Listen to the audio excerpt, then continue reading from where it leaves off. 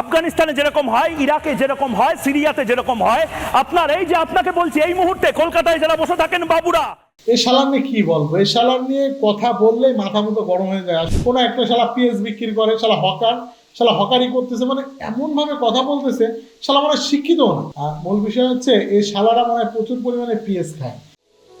তো ভাই আজকে আমাদের মূল টপিক হলো হকার সাংবাদিক। তো আপনি হকার সাংবাদিকদের নিয়ে আমাদের কিছু বলবেন? এই শালার নিয়ে কি বলবো? এই শালার নিয়ে কথা বললেই মাথা মতো গরম হয়ে যায়। আসলে আপনি দেখেন যে এই শালা যেভাবে মনে করেন যে দুই দেশের ভিতরে একটা দাঙ্গা, এই শালারা কি বিগত 15 বছর আপনি পাইছেন কোনোদিন? আমি তো দেখিনি, মানে কোনোদিন এটা দেখেছেন? রিসেন্টলি দেখছি। আমি তো এই চিনি না শালা তাকে। হঠাৎ করে কোথা থেকে উড়ে এসে দূরে বসে কোনো একটা শালা পিএস বিক্রি করে, শালা হকার, শালা হকারি করতেছে, মানে এমন ভাবে কথা বলতেছে, শালা মানে শিক্ষিত না। আর চোখগুলা মোটা আমার মোটা এখানে শালা আরেকটা হকার। প্রশ্ন আছে। বলেন। প্রশ্নটা হলো এরা জোরে কথা বলে কেন? মূল বিষয় হচ্ছে এই শালারা মানে প্রচুর পরিমাণে পিএস খায়। পিএস না খেলে তো দেখেন আপনি বাংলাদেশের যে সাংবাদিক আছে তারা কত ভদ্রভাবে সুন্দরভাবে নিজের কথাগুলো বলে, কত বড় বড় পরিস্থিতিতে কত সুন্দর কথা। কিন্তু ভারতের ম্যাক্সিমাম সাংবাদিক জোরে কথা বলে। আমার একটা বিষয় মনে পড়তেছে, আপনার সাথে আলাপ করা উচিত যে আমি রিসেন্টলি একটা ডাক্তারের কাছে গেছিলাম, ও কানে কম শোনে। তো ও কানে কম শোনে, যেহেতু জোরে কথা বলে, ও মনে করেন যে সবাই কম শোনে, এর শালাকের মনে হয় কানের সমস্যা আছে, তা নাহলে এইভাবে কেন কথা বলবে? আসলে কথাটা কিন্তু ঠিক। তবে এই যে হকার সাংবাদিক এবং বাংলাদেশ সাংবাদিক, এটা কিন্তু আকাশ পাতাল ডিফারেন্স। অবশ্যই ডিফারেন্স আছে। কারণ এরা যখন কথা বলতে দেখবেন আপনি, যে এক কথায় যে আমাদের বাংলাদেশে মলম বিক্রেতা, তাদের আখ্যা পেয়েছে কিন্তু বাংলাদেশের লোক দিয়েছে এদেরকে মলম বিক্রেতা। আপনি জানেন যে ওকে কিন্তু অলরেডি হকার সাংবাদিক এই কারণেই বলা হয়েছে। তো এবং আমাদের বাংলাদেশের যারা সাংবাদিক তাদের উপস্থাপনা দেখেন না, তাদেরটা দেখেন যে আকাশ পাতাল ডিফারেন্স। তো আসলে আপনি কি মনে করেন যে এই হকার সাংবাদিকদের জন্য এই দুই দেশে যে দাঙ্গা বাঁধাটা সৃষ্টি হচ্ছে এই অবশ্যই আপনি একটা জিনিস দেখেন যে দুটো দেশ শান্তিপ্রিয় দেশ, আমি ইন্ডিয়ার কথাও বলবো এবং বাংলাদেশের কথা বলবো, এটা তো এরকম ছিল না। কিন্তু এই যে আপনার 5 আগস্টের পর থেকে বা 5 আগস্টের আগের থেকে শুরু করে এই সাংবাদিক কিন্তু বিভিন্ন ধরনের বাজে পরামর্শ বা বিভিন্ন ধরনের আমাদের দেশের বিভিন্ন ধরনের কূটনীতিক বিষয় নিয়ে কথা বলেছে, আমাদের দেশের সরকার নিয়ে কথা বলেছে।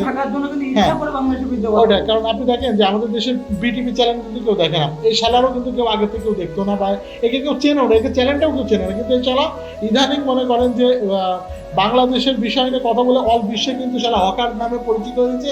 আর একে মানে ওর যদি আমি কাছে পাইতাম তোরে শুধু তুই গেলে থাপড়াতাম, ঠিক আছে? কেন হবো না শালা হকার কেন, আমি এই জিনিসটাই বুঝি না। আচ্ছা ভাই, বর্তমান সময়ে যে প্রধান উপদেষ্টা আমাদের ইন্ডিয়ান যে চ্যানেলগুলো এগুলো বন্ধ করার সিদ্ধান্ত নিয়েছে, আপনি এটাতে কি একমত? আমি আমি আমার দেশের প্রধান যে উপদেষ্টা, আমি ডক্টর মোহাম্মদ ইউনূস স্যারকে বলতে চাই, আপনি ঠিক সময় ঠিক পদক্ষেপ নিয়েছেন। কারণ বাংলাদেশের ম্যাক্সিমাম মানুষ কিন্তু এই যে টিভি চ্যানেলে কিন্তু আসক্ত ছিল। বর্তমান সময় যে আমাদের ফ্যামিলিতে যে ধরনের যে সমস্যা হচ্ছে, যেটা হচ্ছে এবং অশান্তি মূল কারণ এই যে সিরিয়ালগুলা পরকীয়া, তারপর ক্রিমিনালের যেসবগুলা ক্রাইমগুলো, এগুলো কিন্তু বাংলাদেশ সময় বর্তমান সময় ইন্ডিয়ান যে চ্যানেলগুলোর থেকে দেখেই কিন্তু এগুলো শিখে। এই যে বিভিন্ন ক্রাইম পেট্রোল বলেন বা সিরিয়ালগুলা বাড়ির ক্রাইম পেট্রোল এবং সিআইডি বিষয়টা আপনি বলেছেন যে এটা কিন্তু একদিক থেকে আমরাও অনেক দেখেছি এটা, কিন্তু তখন দেখতে এটা ভালো লাগতো। কিন্তু এটার মাধ্যমে কিন্তু যারা আছে অপরাধ করছে, অপরাধীরা কিন্তু আরো সতর্ক হয়ে যাচ্ছে, নতুন নতুন পদ্ধতি পাচ্ছে। এমনকি বাংলাদেশের যেই একজন আওয়ামী লীগের নেতা, তিনি হচ্ছে মাগুরা সম্ভবত, তাকে নিয়ে কিন্তু টুকরো টুকরো করে ইন্ডিয়া থেকে এটা একদম একেবারে সিআইডি থেকে কিন্তু এটা পেয়েছে। তো এই জন্য বলবো ডক্টর মোহাম্মদ ইউনূস স্যারকে বলবো, আপনি ঠিক সময় একটা ঠিক পদক্ষেপ নিয়েছেন। এদের প্রত্যেকটা চ্যানেলই বন্ধ, কারণ এই হকারকে চ্যানেল আমরা দেখতে যাচ্ছি না, আমরা আর জ্বলতে যাচ্ছি না, এদেরকে বন্ধ করে দেন আপনি। বর্তমান সময় আমাদের দেশের অবস্থা কি? বর্তমান সময় এই আসলে যে অবস্থা আমাদের, আমরা জানেন যে হিন্দু মুসলমান বৌদ্ধ খ্রিস্টান আমরা ভাই ভাই, আমাদের কিন্তু একটা শান্তিপ্রিয় বাংলাদেশ, আমাদের দেশটা কিন্তু আসলে সোনার মতো খাঁটি। আমাদের দেশে কিন্তু কোনো প্রকারই কোনো ঝামেলা ছিল না, আদৌ ছিল না। কিন্তু এখন বর্তমান সময় কিন্তু আসলে বিভিন্ন যে এসকন বলেন বা বিভিন্ন বিষয় ইস্যু নিয়ে কিন্তু আমাদের পরে মানে ওরা পাইপ আমাদের ঝগড়া করার চেষ্টা করতেছে। তো আমি বলবো যে দেশের মানুষজনকে বলবো যে আপনারা সুস্থ থাকেন, ঠান্ডা থাকেন, কারণ কেউ আমাদের গায়ে ইচ্ছা করে পায়ে পা বাঁধায় হয়তো ঝগড়া করার চেষ্টা করতেছে। আমরা যদি সুস্থ থাকি, ঠান্ডা থাকি, তো এটা সমস্যা হবে না। দুই দেশের, উভয় দেশের ভিতরে আমাদের অনেকে ভালো মানুষ আছে, অনেক খারাপ মানুষ আছে। খারাপ মানুষকে সরাই দিয়ে ভালো মানুষের সাথে এই বিষয়ে আলাপ আলোচনা করবো, দুই দেশকে ঠান্ডা থাকতে বলবো। এটা আমার ব্যক্তিগত মতামত। এখন ভাই ইসকন নিয়ে যেহেতু কথা বলেন, আসলে এই যে বিগত 15 বছর ধরে বা 17 বছর ধরে আমরা কিন্তু ইসকন নিয়ে তেমন কিন্তু দেখিনি, হঠাৎ এরা কোথা থেকে উদয় হলো, এবং আপনি কি মনে করেন যে এদের জন্যই মূলত এই দাঙ্গাটা সৃষ্টি হয়েছে? বিভাগ সাহেব, আপনি একটা বিষয় জানেন যে বিগত 15 বছর আগে কিন্তু ইসকন শব্দটা কিন্তু বাংলাদেশে ছিল না। আপনি জানেন কি জানি না, আমরা বিভিন্ন জায়গায় চলাফেরা করি, বিভিন্ন জায়গায়। আমার পাশে যে মন্দিরটা, শিব মন্দির, এই শিব মন্দিরটা ছিল আমারই ফ্রেন্ড আকাশদের। তো এই শিব মন্দিরটায় ওই ইসকন আসার পরে এদেরকে খেদাই দেওয়া হয়েছে। এরাও কিন্তু হিন্দু, এদেরকে খেদাই দিয়ে ওরা কিন্তু দখলে নিছে। এবং এদের কাজটা কি আমি কিছু বুঝি না। এরা বিভিন্ন জায়গার তথ্য সংগ্রহ করে, আমার যতটুকু ধারণা এরা কোনো একটা এজেন্ট হিসেবে কাজ করতো, যার কারণে চিন্ময়কে কিন্তু ধরা হয়েছে। এবং চিন্ময় যদি খারাপই না হতো তাহলে ওকে ধরলো কেন? এবং বাংলাদেশের যত হিন্দু সম্প্রদায় আছে, আপনাদেরকে বলবো, এই যে ইসকনটা এরা কিন্তু বড় বড় যে মন্দিরগুলা, এই মন্দিরগুলা কিন্তু এরা দখলে নিচ্ছে। এটা তো এদের সম্পদ না, এটা তো বাংলাদেশের সম্পদ। বাংলাদেশের সম্পদ এরা দখল, এরা বিভিন্ন বিভ্রান্তি। আর এখন মনে করেন বাংলাদেশের ভিতরে বা আমাদের হিন্দুত্ব যে ভাইরা আছে তাদের ভিতরে বিভাদ সৃষ্টি করার জন্য এরা উস্কানিমূলক কিছু কথা বলতেছে। আমি বাংলাদেশের সনাতন ধর্মের বৌদ্ধ খ্রিস্টান অন্যান্য যে ভাইরা আছে তাদেরকে বলবো যে আপনারা কারোর ফাঁদে পা দিবেন না।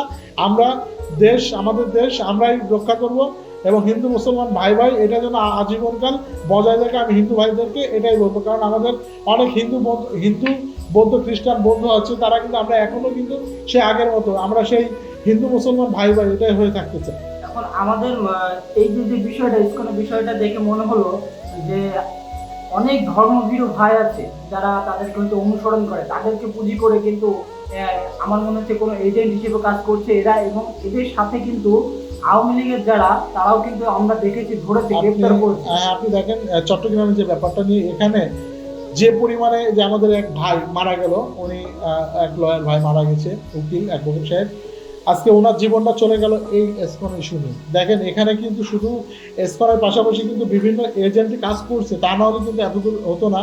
আর এটা নিয়ে এখন ওয়ার্ল্ড পৃথিবীতে কিন্তু ব্যাপক একটা সাড়া দিচ্ছে।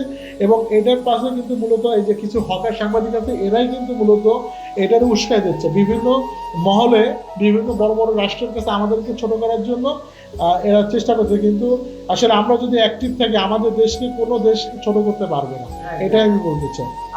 আর শেষ প্রশ্ন হলো, আমাদের দেশে এবং ইন্ডিয়ার ভিতরে যে দাঙ্গাটা বাধার সৃষ্টি হচ্ছে বা এই যে গরম উত্তেজনা চলছে, আপনি কি মনে করেন কি করলে দুই দেশই ঠান্ডা হবে এবং স্বাভাবিক পর্যায়ে চলে যাবে?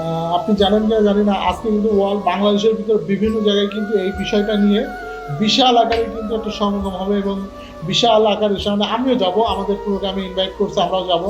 দেশ বাঁচাতে হবে ভাই। দেশ বাঁচানোর জন্য যে ধরনের ষড়যন্ত্র, উস্কানিমূলক ষড়যন্ত্র যে দেশেই করুক না কেন, তাদেরকে প্রতিহত করতে হবে। এটার জন্য আমাদের সবসময়ের জন্য চোখ কান খোলা রেখে চলতে হবে। কারোর উস্কানিমূলক কথায় আমরা পা দেবো না।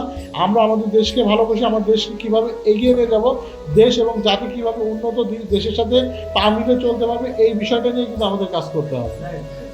অসংখ্য ধন্যবাদ আপনাদেরকে সময় দেওয়ার জন্য। আবার দেখা হবে নতুন কোনো তথ্যতে, সে পর্যন্ত ভালো থাকবেন।